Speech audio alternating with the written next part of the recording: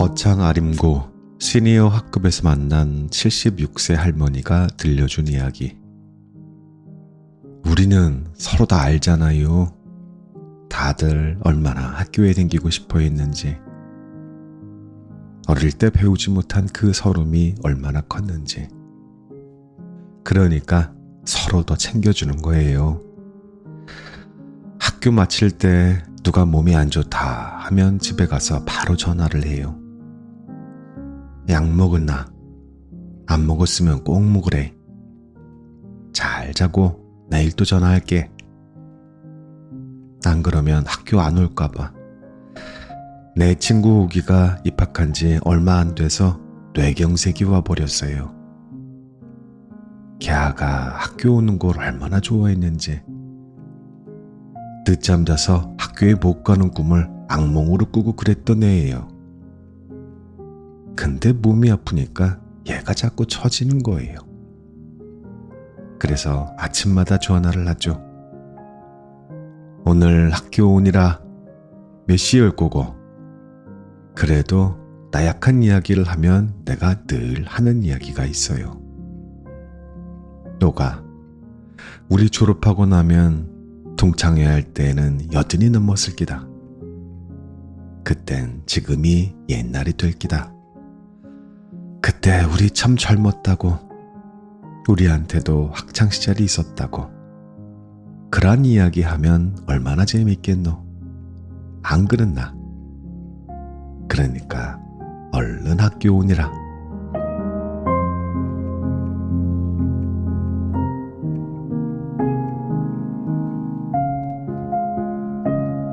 안녕하셨습니까? 가을 아저씨 책 읽는 자작입니다. 오늘 들려드릴 책 뜻밖의 우정입니다. 지은이 김달림, 펴낸 곳은 수호서재입니다. 이 책은 저자가 가장 가까이에서 지켜본 존재들, 할머니, 할아버지로부터 시작된 노년 탐구의 기록입니다. 작가는 어린 시절 내내 조부모의 손에서 자라며 늘 곁에 있으면서도 끝내 다 알 수 없었던 그들의 삶을 오래 마음에 담아왔대요. 어느 날 편집자로부터 노인에 대한 책을 써보면 어떻겠느냐라는 제안을 받았을 때 그는 망설임 없이 해보고 싶다고 답했습니다. 그건 단순한 기획이 아니라 이미 오래전부터 가슴속에 자리한 질문과 그리움에 대한 응답이었기 때문이었다고요. 이후에 그는 실제로 수많은 노년을 만나고 때로는 삶의 가장 평범한 순간에서 또 어떤 때에는 예상치 못한 뜻밖의 장면에서 이야기를 건네봤습니다. 나에게 들려줄 이야기가 없다던 이들이 풀어놓는 삶의 조각들은 슬픔과 기쁨, 실패와 성취가 엉켜 있었습니다. 하지만 그 모든 이야기는 한결같이 삶을 끝까지 나답게 살아가려는 치열한 기록이었고요. 67의 검도 6단을 취득한 순자, 70이 넘어 래퍼의 꿈을 꾸는 정렬, 은퇴 이후의 나날이 더 좋다고 말하는 우경, 늘 삶 자체로 대답해주던 윤자. 저자는 그들의 다채로운 얼굴 속에서 결국 한 가지의 사실을 확인합니다. 노년은 누구에게나 오지만 결코 같은 모습으로 오지 않는다는 것. 이 책은 단순히 인터뷰라고만 볼 수는 없어요. 작가가 자신의 오랜 그리움과 질문 끝에 닿은 고유한 감수성의 기록, 이렇게 말씀드려야 될 것 같아요. 그가 만나온 노년의 삶은 독자에게도 다가오고요.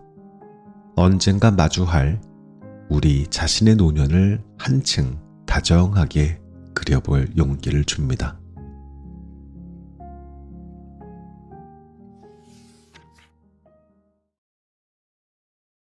하나의 우정이 알려준 것. 이승기 선생님은 올해 87이 되었다. 1939년생인 그는 2년 전 내 할아버지의 부고 소식에 깊은 안타까움을 전하며 말했다. 네 할아버지랑 내가 갑장 아니냐? 달림이를 지켜주던 우리 두 사람 중 한 사람이 떠나갔구나. 선생님이 말한 우리 두 사람은 내가 할머니, 할아버지와 함께 보낸 시간을 적은 책 나이의 두 사람을 뜻했다. 그는 특히 이 책을 좋아했는데 어느 날엔 그때 두 사람이 되었다가 어떤 날엔 우리 세 사람이 되고는 했다. 비록 제목은 자주 틀렸지만 그가 내가 쓰는 글의 애독자임은 분명했다. 한 지역신문에 칼럼진으로 참여했을 때에도 매번 꼼꼼하게 읽고 난 후 전화로 감상을 전해주었고 그가 가장 좋아하는 신문에 책 리뷰 기사가 실렸을 땐 너는 장차 한국의 버지니아 울프가 될 것이라며 살면서 다시는 듣지 못할 칭찬을 들려주었다. 20대 중반, 방송국 작가와 출연자로 처음 만나 드문드문 안부를 주고받은 지 10년. 그 사이 내 할아버지는 세상을 떠났지만 갑장인 그는 살아있다. 내가 아는 사람 중 가장 영화와 문학을 사랑하고 농담과 맥주를 좋아하는 노인으로 새해를 맞아 선생님 단골 가게에서 점심을 함께 했다. 뜨거운 김이 오르는 솥밥과 된장찌개를 후후 불며 먹는 동안 선생님은 최근에 본 책과 영화에 대한 이야기를 들려주었다. 작년에 299편의 영화를 보았다는 그는 룸 넥스트 도어와 퍼펙트 데이즈를 인상 깊은 영화로 꼽았고 얼마 전 관람한 하얼빈에서는 안중근이 이토 히로부미를 암살할 때 버드 아이뷰로 촬영한 장면이 아주 근사하다고 했다. 그러다 요즘 머리맡에 두고 읽는 책 이야기로 이어졌고 자연스럽게 한강 작가의 노벨 문학상 수상 소식으로 흘러갔다.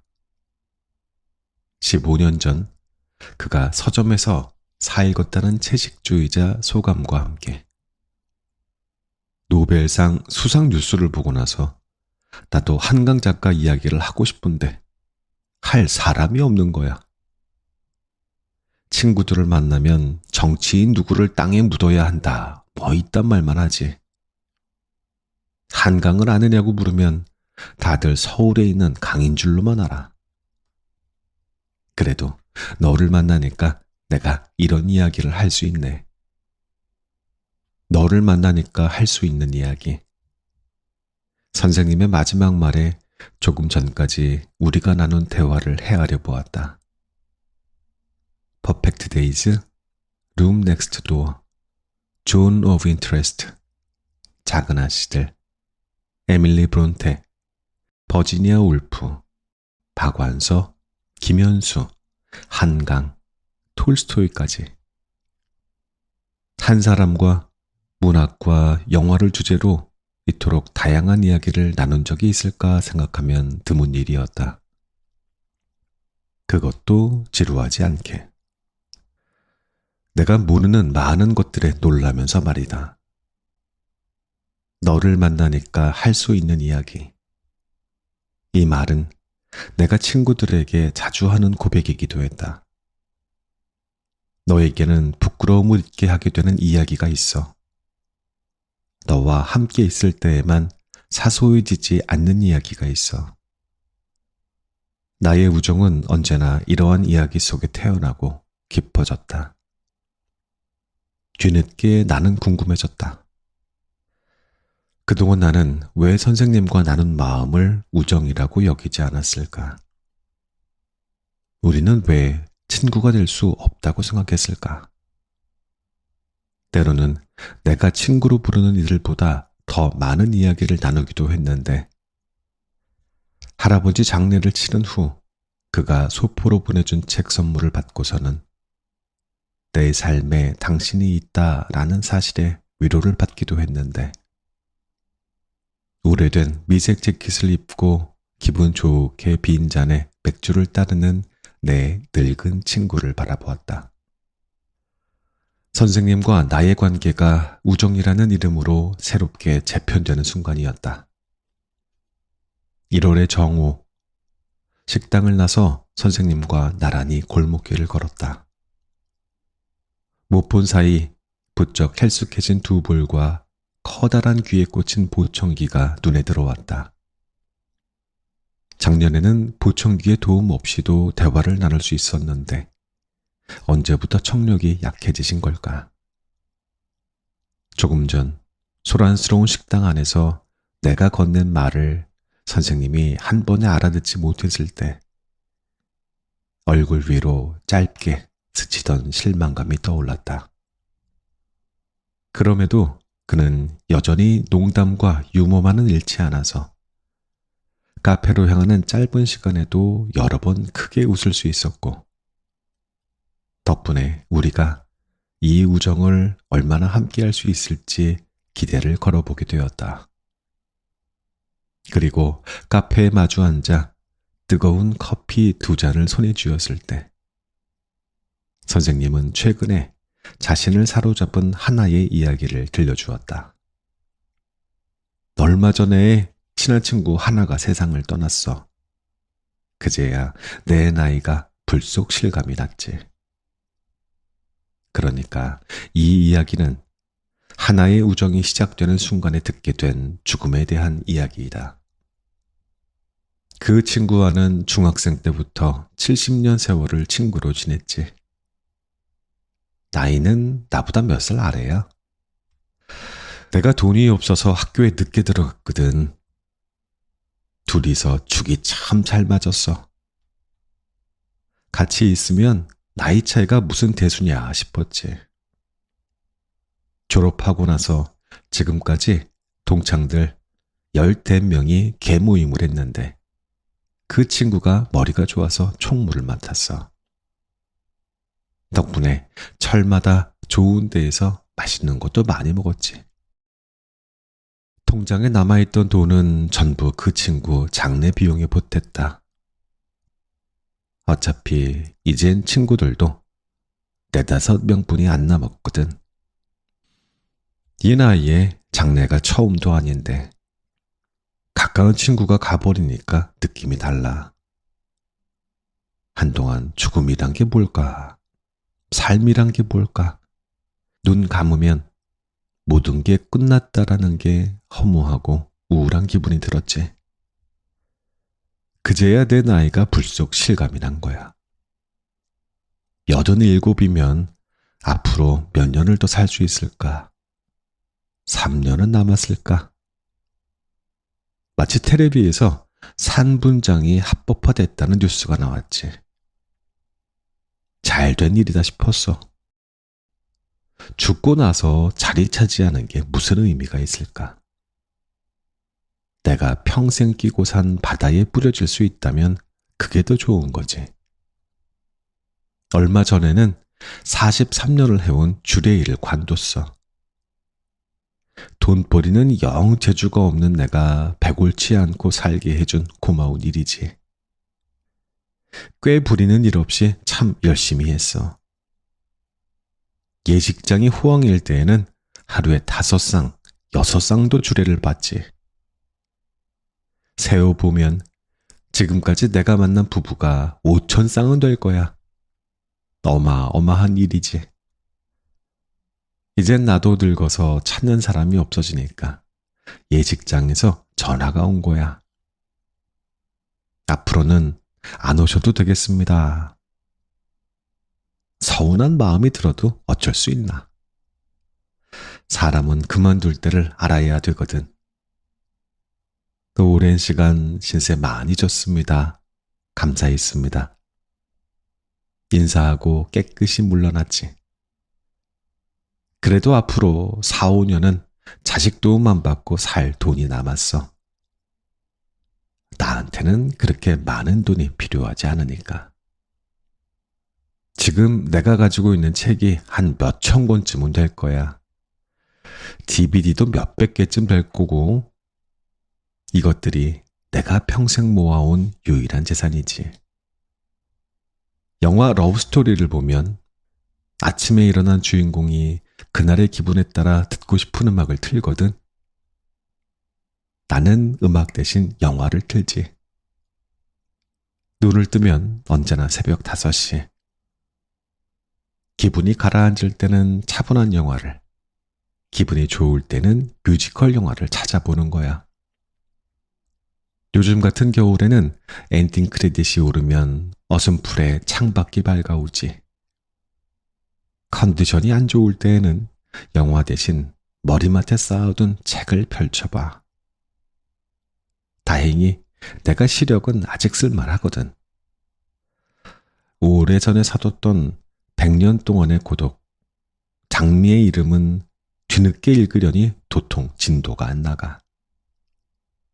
역시 이런 책은 젊을 때 읽어야 하는 건가 봐.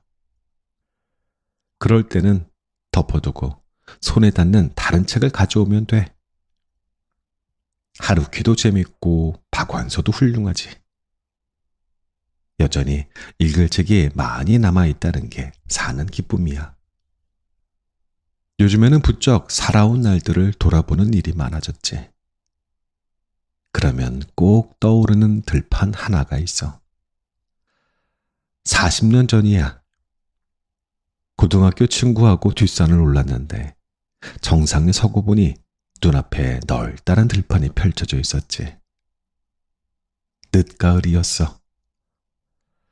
텅 빈 들판 한가운데 누군가 볏짚을 태우는지 연기가 피어오르고 있었고 해질녘의 본 풍경이 왜 그리 쓸쓸하게 느껴지던지 말없이 그 연기를 바라보는데 오래전에 읽은 안톤 슈낙의 글이 떠오른 거야.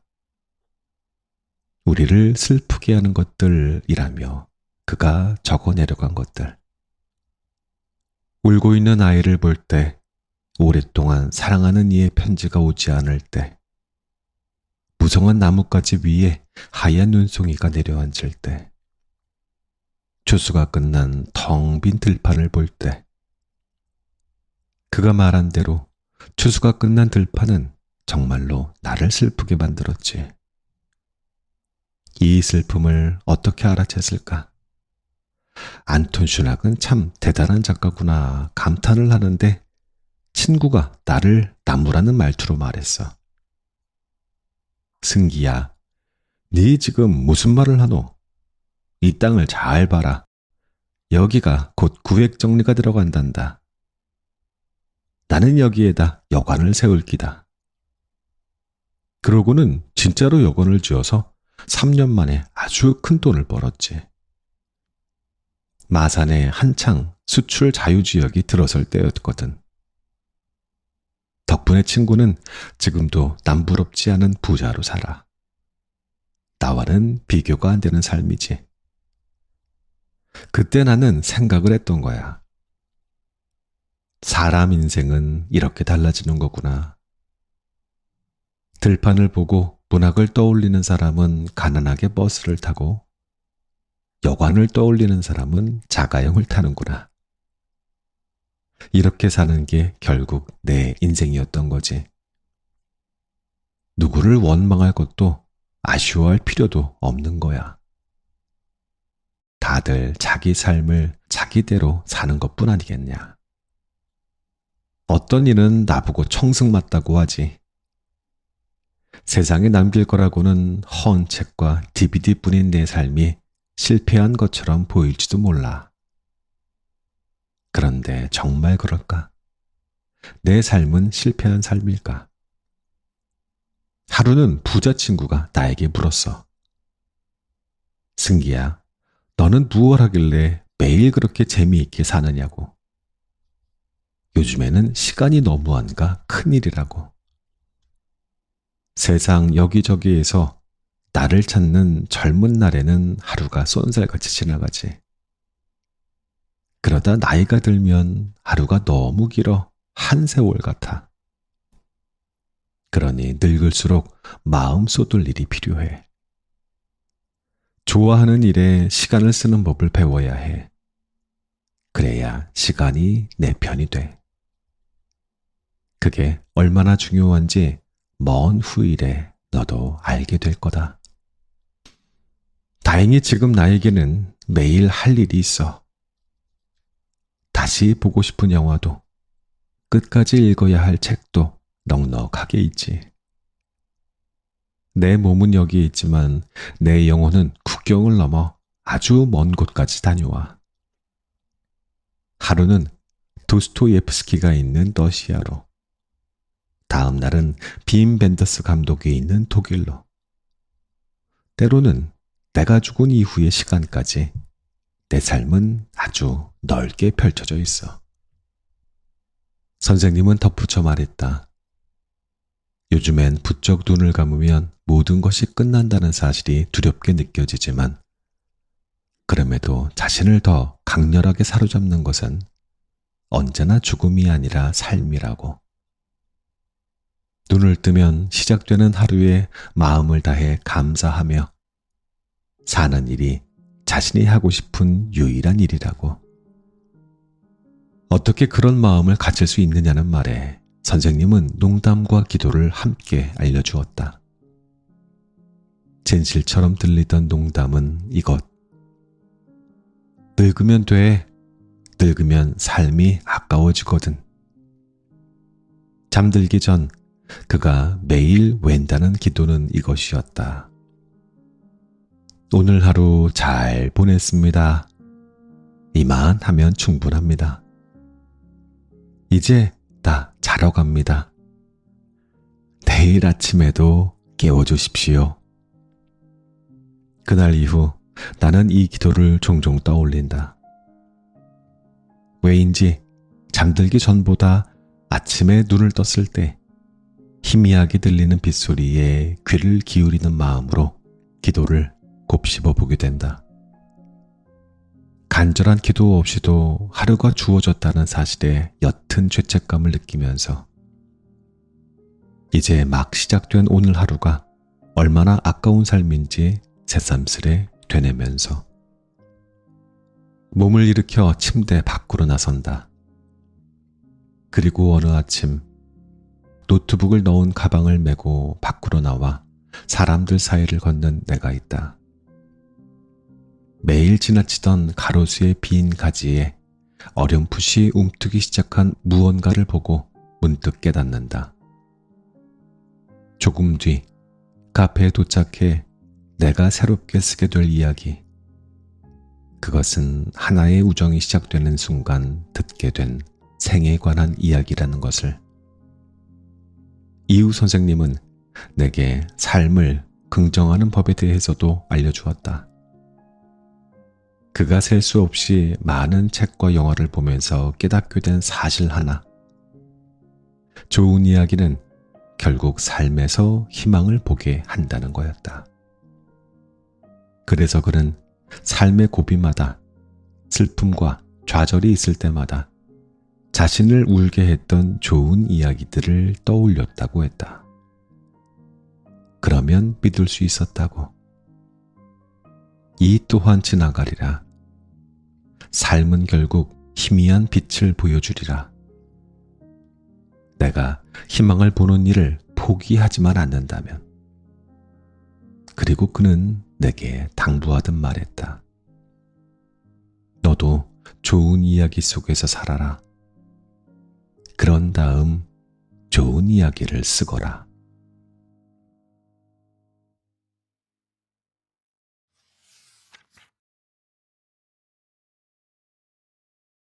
희야와 자네. 51년생 옥수는 48년생 홍자를 희야라고 부른다.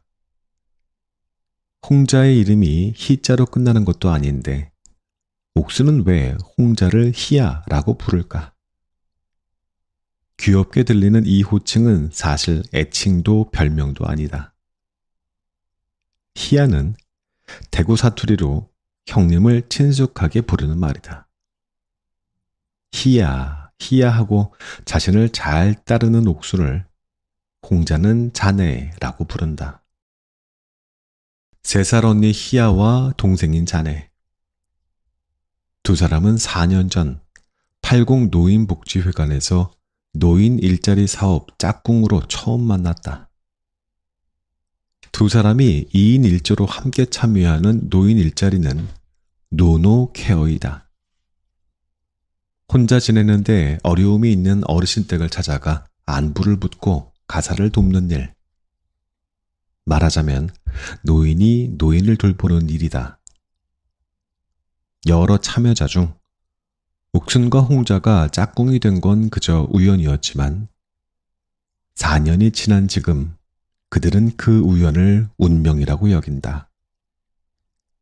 함께 일하는 동안 서로에게 미운 마음 한 번 든 적 없을 만큼 두 사람의 호흡이 잘 맞아서다. 우리는 눈빛만 봐도 마음을 알 수 있다라는 홍자의 말에 옥수는 맞장구를 치며 대답했다. 그렇지, 희아랑 나는 마음이 거의 같다고 봐야지. 홍자와 옥수는 한 달에 10번 그들이 맡은 집을 방문한다. 현재 함께 돌보는 곳은 올해 90을 앞둔 할머니 댁으로 이번이 그들이 맡은 3번째 집이다. 방문하는 날이면 둘은 미리 약속한 장소에서 만나 짧은 거리라도 꼭 같이 걸어간다. 대개 성격이 급한 홍자가 먼저 도착해 있으면 몇 분 후 저만치에서 희야 하고 다가오는 옥순의 모습이 보인다. 한 번도 말한 적은 없지만 홍자는 그런 옥순을 보며 종종 귀엽다고 생각했다. 나중에야 홍자의 마음을 들은 옥순은 평생 귀엽다는 말은 처음이라며 손사래를 쳤다. 나이 70 먹은 노인네가 뭐 귀여운 데가 있겠느냐고. 그 말에 홍자는 그걸 왜 모르냐는 듯이 대답했다. 내가 자네 머리를 자주 쓰다듬었잖아. 귀엽지도 않은 사람을 뭐하러 쓰다듬어. 아침 9시 홍자와 옥순이 할머니 집에 들어서면 할머니는 두 사람을 며칠 동안 손꼽아 기다린 편지처럼 반긴다. 오늘은 그냥 쉬어라, 괜찮다 해도 두 사람의 눈에는 그 사이 쌓인 일들이 잔뜩 보인다. 안부를 나눈 뒤 익숙하게 홍자는 청소를, 옥수는 주방 일을 맡는다. 조리와 화장실 청소는 본래 그들의 업무가 아니지만 반찬 하나 없는 냉장고를 보면, 관리되지 않는 화장실을 보면 차마 모른 척할 수가 없다. 내 언니 같고 엄마 같은 이들이라 생각하면 해야 할 일과 안 해도 될 일을 가르는 경계는 락스로 닦은 물때처럼 옅어졌다. 눈으로 본 것은 그냥 지나칠 수 없는 마음. 홍자와 옥수는 그 마음이 닮았다. 지금처럼 여름이 다가오면 그들은 함께 시장에 가 열무를 산다. 넉넉하게 물김치를 담가 냉장고에 넣어두기 위해서이다. 입맛이 떨어지는 여름에는 시원한 물김치 하나만 있어도 밥 몇 숟갈은 수월하게 넘길 수 있다는 걸 알기 때문이다. 홍자와 옥수는 50년 넘게 식구들을 먹이고 키운 손맛으로 봄에는 쑥을 따다 된장국을 끓이고 제첩살이 통통하게 오를 땐 한 소쿠리 가득 싸와 맑은 제첩국을 팔팔 끓인다. 두 사람이 머무는 동안에는 끼니를 제대로 챙겨 먹지 못하던 할머니의 주방에도 고소하고 짭짤한 냄새가 퍼진다. 그런 날엔 집을 나서는 홍자와 옥순의 옷에도 같은 냄새가 밴다. 두 사람이 할머니의 끼니를 더욱 신경 쓰게 된 데에는 지난 겨울의 일이 한몫했다. 노인 일자리는 그해 2월부터 12월 초까지 운영되어 한 달 남짓 돌봄에 공백이 생긴다. 다시 근무가 시작되던 2월, 설 음식을 챙겨 집으로 찾아갔더니 그 사이 할머니 몸이 앙상하게 말라 있었다. 텅 빈 냉장고를 보았을 때 탄식이 절로 나왔다. 그 길로 홍자와 옥수는 장을 봐와 국을 끓이고 반찬을 만들고 밥을 지었다. 며칠 뒤엔 옥순이 자신이 먹으려고 사둔 조기 몇 마리도 가져와 자글자글 구웠다. 보름쯤 지나자 할머니의 두 볼에 통통하게 살이 올랐다. 그 모습을 보며 홍자와 옥수는 생각했다. 혼자만 잘 살면 무슨 재미인가. 이런 게 사람 사는 맛이지. 두 사람이 같은 마음으로 하는 일 중에는 이런 것도 있다. 할머니들은 낡은 소미불을 좀처럼 버리지 못한다. 저마다 애틋한 사연이 있는 데다. 겨울이면 그 묵직한 이불만이 몸을 따뜻하게 데펴주기 때문이다. 그 마음을 알기에 두 사람은 겨울이 오기 전 장롱에서 솜 이불을 꺼내 세탁할 준비를 한다. 할머니 집 욕실은 너무 좁아서 주로 옥순이 자신의 집으로 챙겨가 손수 빨래한 이불을 바람에 잘 널어 말린다. 다 마른 이불이 구김이 같지 않게 다름질하는 것 또한 옥순의 목. 그러고는 그 이불을 다시 품에 안고서 지하철을 타고 할머니 집으로 가져간다. 며칠 만에 가슬가슬해진 이불을 쓰다듬으며 아이고 정말 좋다라고 말하던 할머니의 목소리가 홍자와 옥순에겐 작은 보람으로 남아있다. 그뿐일까? 할머니가 좋아한다고 일부러 칠성시장까지 가서 뻥튀기를 사다 준 일. 점점 귀가 들리지 않는 할머니를 위해 동사무소의 보청기 지원을 알아본 일. 한여름에 할머니를 휠체어에 태우고 병원 진료를 함께 보러 간 일까지. 병원에 가던 날은 어찌나 더웠는지 두 사람 다 온몸이 땀으로 흠뻑 젖었다.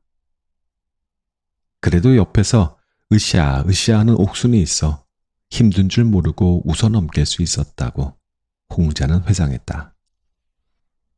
그러한 수고와 고생을 마다하지 않는 두 사람에게 할머니가 고맙다며 먹을 것을 건네면 그들은 절대 입에 대지 않는다고 했다.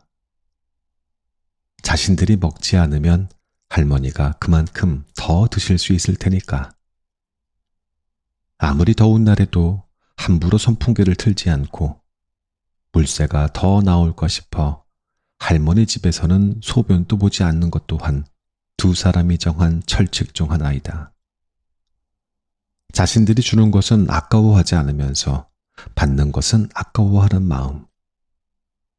그럼에도 손해라고 여기지 않는 그 마음은 무엇일까? 이런 게 사람 사는 재미라는 그들의 말을 나는 아직 다 헤아릴 수 없다. 최근 홍자와 옥순에게는 마음 쓰이는 일이 하나 생겼다. 그들이 돌보는 할머니에게서 초기 치매 증세가 나타나기 시작한 것이다. 홍자도 옥순도 여러 어른을 모셔본 경험이 있기에 부쩍 깜빡깜빡하는 할머니를 보며 속으로 걱정을 삼켰었다. 그러면서도 두 사람은 생각했다.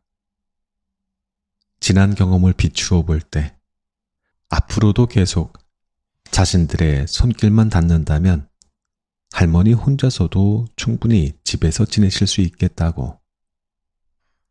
아직은 섣불리 할머니의 다음을 결정할 때는 아니라고.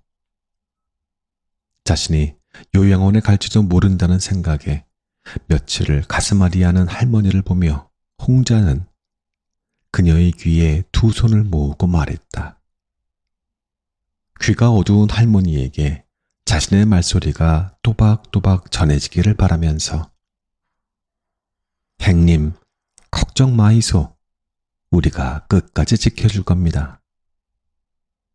홍자의 말이 끝나자 곁에 있던 옥순도 거들었다. 우리가 형님을 제일 잘 알잖아요. 우리가 형님 괜찮다고 하면 아무도 못 데려갑니다. 진짜입니다. 그러고선 옥순과 홍자는 눈빛을 주고받았다.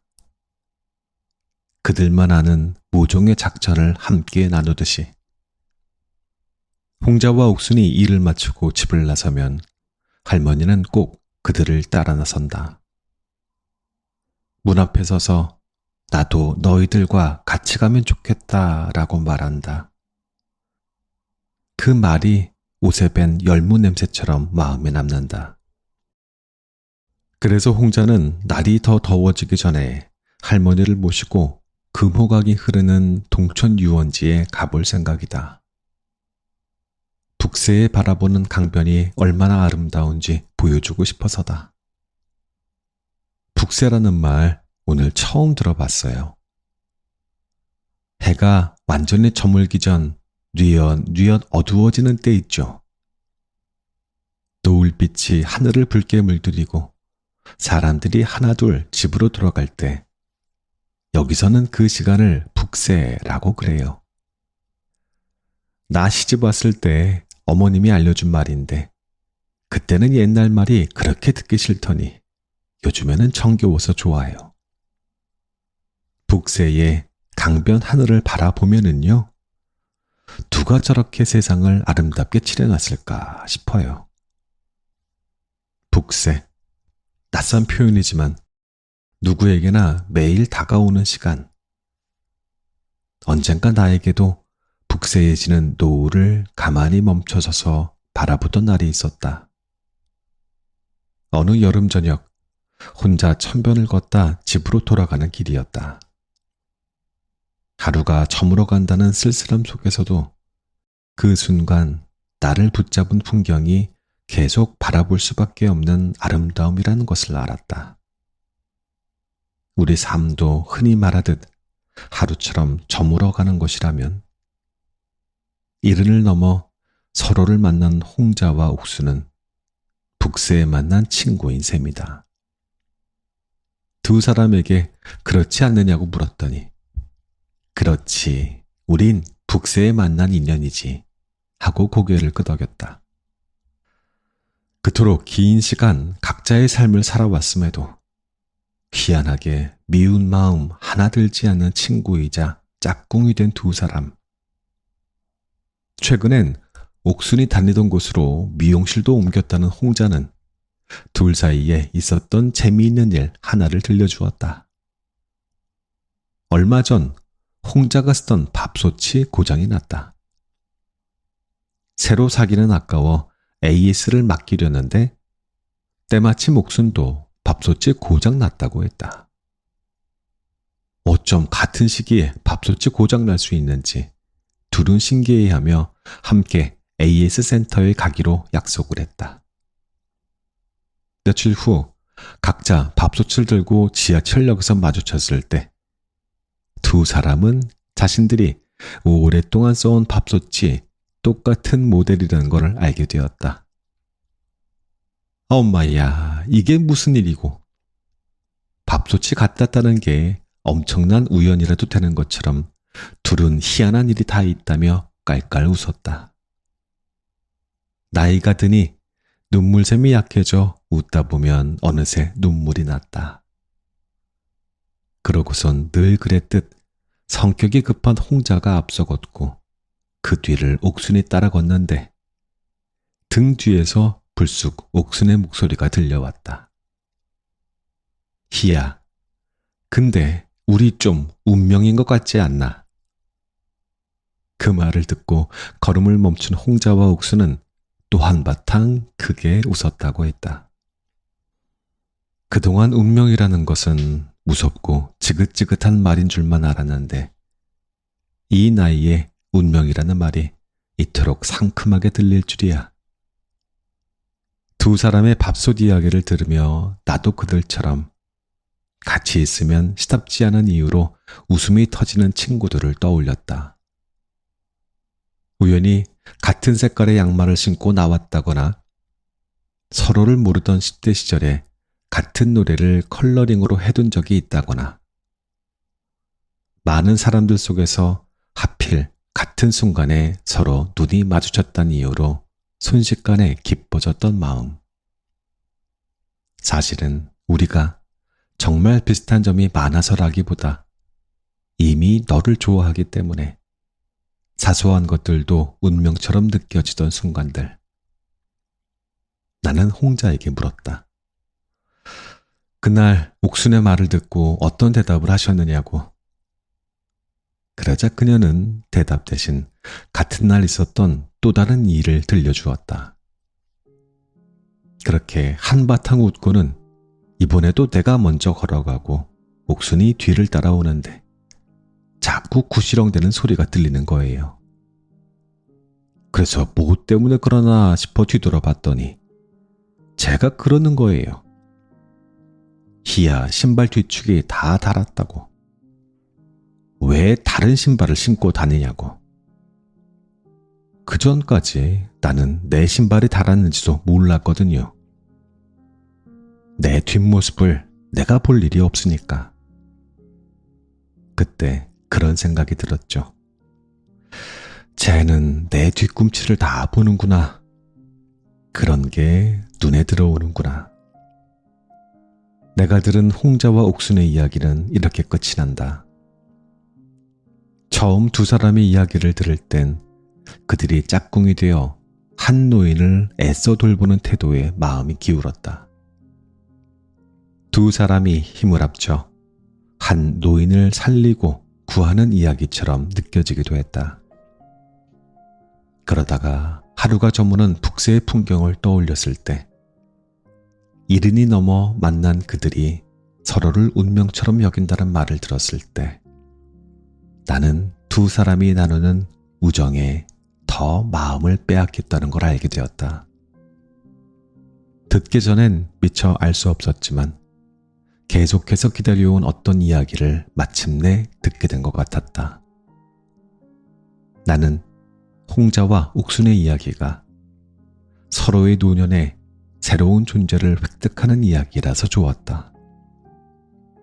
어쩔 수 없이 내게 소중하고 익숙한 것들을 차례대로 잃어가는 노년이 아니라 그때에도 나를 깔깔 웃게 만드는 우정과 기쁨이 새로 태어나기도 한다는 걸 알려주어서 좋았다. 멀리서 나를 보며 인사하는 친구를 보며 반가워하기.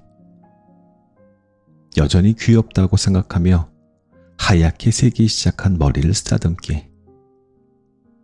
틈틈이 눈을 맞추며 둘만 아는 어떤 작당을 함께 모이야기. 겨우 밥솥이 똑같다는 이유로 한바탕 소리내어 웃기. 아무도 보지 않는 친구의 신발 뒤축을 눈여겨보기. 나는 지금껏 여러 번 그려본 적이 있는 노년의 시간이 희붐하게 밝아오는 것을 느꼈다. 그 환함을 언제나 내 곁에 두고 싶었다.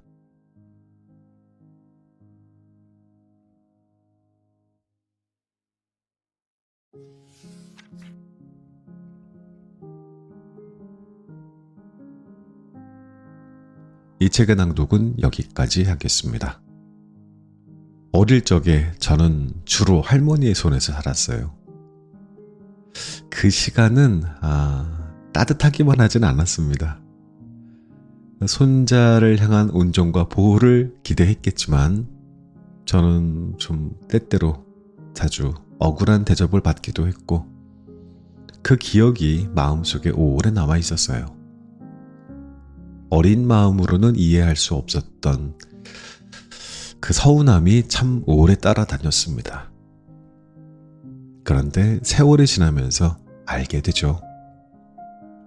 나의 할머니는 6.25 전쟁 때 남편이 월북을 하면서 홀로 남겨졌고 나이 30도 되기 전에 자식 셋을 삭바느질로 키워내셔야 했습니다.